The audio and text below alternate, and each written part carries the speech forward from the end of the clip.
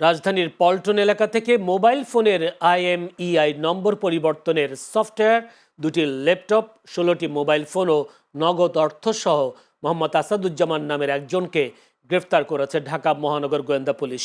সকালে DMP media সেন্টারের সংবাদ সম্মেলনে এ কথা জানান ডিবি সাইবার উত্তর বিভাগের ডিসি হাসান মোহাম্মদ নাসের।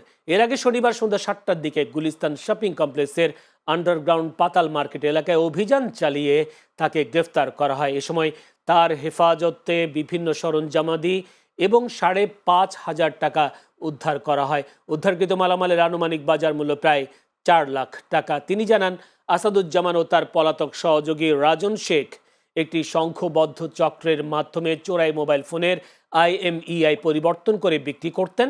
তাদের দলে 10 থেকে 12 জন সদস্য রয়েছে যারা ছিনতাই ও চুরির মোবাইল সংগ্রহ করত।